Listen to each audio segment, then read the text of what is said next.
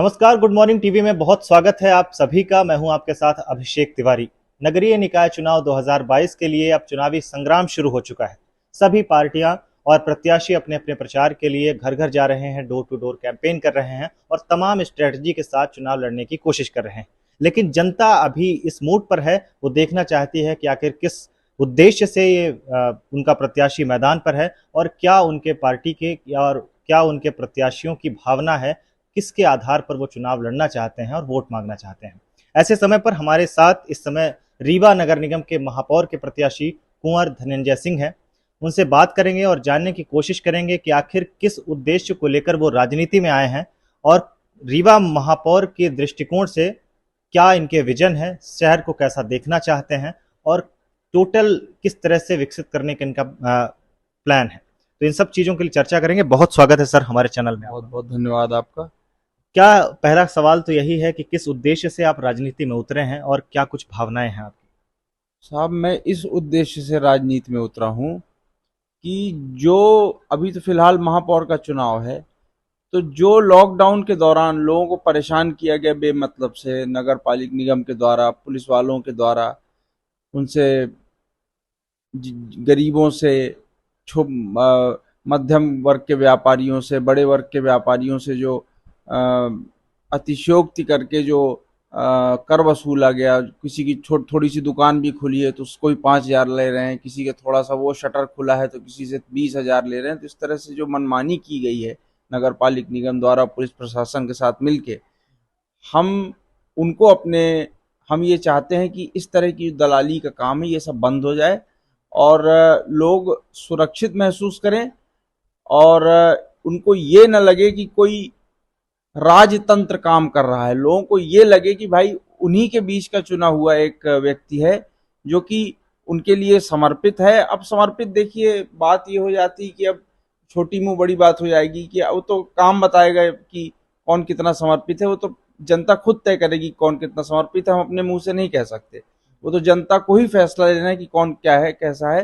बहरहाल हमारा ये है कि जो मजबूर करके लोगों से कर वसूला जाता है वो उसको बंद किया जाना चाहिए, ये पहला, सबसे पहला। और दूसरा कि जो भी काम, जो भी बजट आता है, जो भी काम आवंटित होते हैं नगर पालिक निगम के अलग अलग वार्डों में, उनमें कोई दलाली न हो किसी किस्म की। इन दो चीजों से को रोकने के लिए हम मैदान में हैं। तमाम जो पार्टियां हैं, जो प्रत्याशी हैं, वो विकास के वादे और दावे कर रही हैं इस समय कि हम विकास करेंगे। कोई पार्टी कह रही है जो सत्ताधारी है कि हम इंदौर जैसा शहर बना देंगे, कोई पार्टी कह रही है हम दिल्ली जैसा शहर बना देंगे। अभी फिलहाल क्या स्थिति देखते हैं आप? नहीं तो ये लोग तो 20 साल से सत्ता में अभी तक क्यों नहीं बना दिए इंदौर दिल्ली? हम आपसे पूछ रहे हैं कि तो 20 साल से सत्ता में अभी तक क्यों नहीं बना दिया इंदौर दिल्ली? देखिए, इस एक चिल्ली के सपने हैं। जितने ईश्वर ने संसाधन दिए हैं सरकार को, या मतलब महापौर को या पार्षदों को, उतने में ही विकास हो सकता है। कहीं आसमान पेड़ में पैसे नहीं लगे हैं कि इंदौर बना देंगे, दिल्ली बना देंगे। 20 साल से तो है सत्ता में, क्यों नहीं बना दिए इनने इंदौर दिल्ली? आपका क्या फ्यूचर प्लान है, क्या ब्लूप्रिंट है? अगर आप सत्ता में आते हैं, अगर आप महापौर चुने जाते हैं, तो किस तरह का शहर, आपके विजन का शहर कैसा है रीवा शहर? मेरी प्राथमिकता सबसे पहले है स्वच्छ पानी। सबको सुलभ रूप से मतलब पहुंचे सब तक सुलभ स्वच्छ पानी। दूसरा, नालियों की समस्या, नालों की समस्या। और जो ऐसी बस्तियां हैं जिनमें कि अभी तक अच्छे से स्वच्छ पानी नहीं पहुंच पाया, प्राथमिकता से वहां स्वच्छ पानी पहुंचाना, नालियों की समस्या दूर करना। क्योंकि सबसे बड़ी बात ये होती है कि नालियों की समस्या से कीड़े मकोड़े मच्छर ऐसे होते हैं जिनसे कि हजारों तरह की बीमारियां होते हैं, जिससे लोग सबसे ज्यादा परेशान होते हैं। अस्पतालों में उनके हजारों लाखों रुपए खर्च हो जाते हैं। इन समस्या मेरी मेन ये प्राथमिकता ये रहेगी कि स्वच्छ पानी सबको सुलभ हो।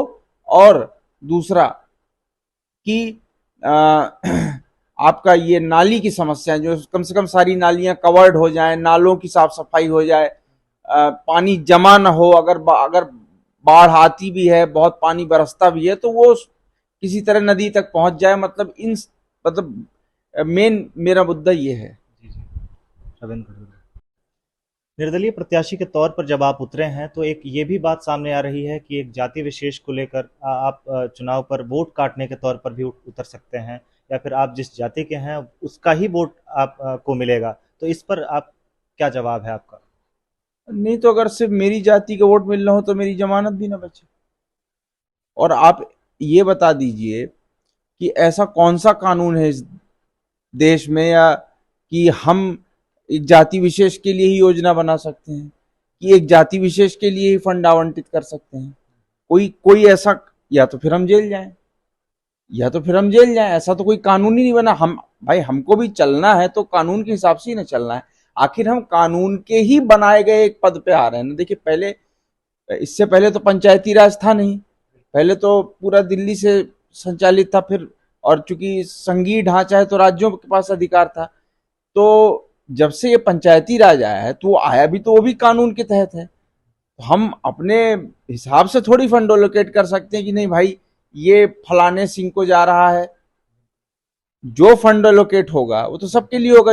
योजना जो है तो मध्य प्रदेश शासन बना के देगी। और फिर एग्जीक्यूटिव बॉडी में हमको तो डिसीजन लेने का पावर है, एग्जीक्यूट करने के पावर तो आयुक्त के पास रहते हैं। तो हम कैसे कर सकते हैं? अब आप कहते हैं आयुक्त भी हमारी जात का है, और ऐसा तो नहीं है। सरकार तो भाजपा की है, प्रदेश में भी केंद्र में भी। आयुक्त तो ऐसा नहीं हो सकता कि आयुक्त भी मेरी जात का, मैं भी मेरी जात का। कानून भी मेरी जात वालों ने बना दिया है कि अपनी जात का करना है। ये असंभव बात है, ये बिल्कुल बेतर्क की और बिल्कुल असंभव बात है। ऐसा कुछ नहीं है, ऐसा न हो सकता है, हो ही ना। हम चाहे भी तो भी नहीं कर सकते। तो फिर सवाल ही पैदा नहीं होता कि जेल जाए ना पड़े।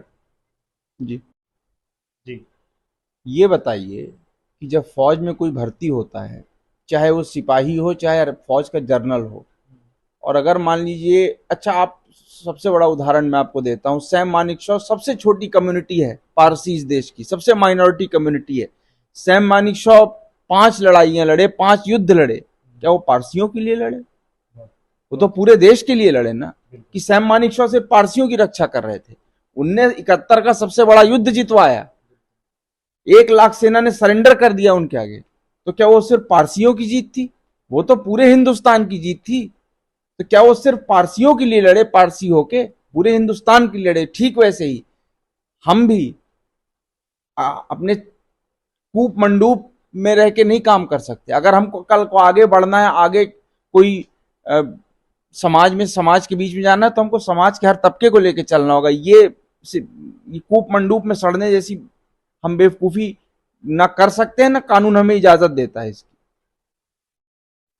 देखिए मैं सबके लिए चुनाव लड़ रहा हूं और सबका मुझे समर्थन मिल रहा है, हर जात का, हर वर्ग का। तो मैं सबका हूं और सब मेरे हैं। तौर पर चुनावी मैदान पर हैं, बड़ी पार्टियों से आपकी लड़ाई है, कैसा अभी माहौल आप देख रहे हैं, जनसंपर्क आपका चल रहा है? देखिए बड़ी पार्टियों से मेरी लड़ाई जरूर, लेकिन मेरी दुश्मनी किसी पार्टी से नहीं है। और मैं किसी के विरोध में कुछ बोलूंगा नहीं। मैं किसी की कोई बुराई नहीं करना चाहता। उसका कारण यह है कि देखिए सबने अपनी तरफ से प्रयास किया, ऐसा तो नहीं कि किसी ने प्रयास नहीं किया। लेकिन ये जो शेख चिल्ली के सपने हैं कि हम इंदौर बना देंगे, दिल्ली बना देंगे, हो सकता है कि भाई 50 साल बाद बन भी जाए, लेकिन इतने जल्दी समय में नहीं बन सकता। ये असंभव बात है। जितना नगर निगम को फंड एलोकेट होता है उसके हिसाब से ही काम हो सकता है। सबसे हमारा ये पूरा प्रयास रहेगा कि नगर निगम की तरफ से किसी को प्रताड़ित ना किया जाए, और दूसरा कि दलाली वलाली जो ठेकेदार करके अच्छा काम ना करके काम चलाऊ काम कर देते हैं, और फिर जनता को पता चलता है कुछ दिन बाद कि भाई वो तो मतलब ना के बराबर काम हुआ है। तो ये दलाली बंद होनी चाहिए। अभी आपका कैंपेनिंग कैसे चल रहा है, लोगों का रिस्पांस कैसे मिल रहा है? नहीं हम तो देखिए हर अखबार में इश्तिहार दे चुके हैं, और पैम्पलेट छप चुके हैं, पैम्पलेट बांटे जा रहे हैं, लोगों से मिलना जुलना जारी है। अब देखिए वो तो वक्त बताएगा, और फिर वो सबके ऊपर तो ईश्वर की कि भाई कौन जीते कौन हारेगा वो तो जनता और ईश्वर के हाथ में है। बहरहाल वो तो किसने कितना प्रचार की, देखिए नगर निगम में खर्चे करने की लिमिट 3,75,000 है। कौन कितना ईमानदारी से प्रचार कर रहा है ये जनता जानती है।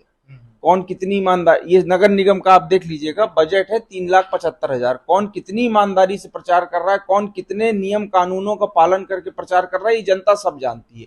और जनता 13 तारीख को मतदान करके उसका जवाब भी दे देगी।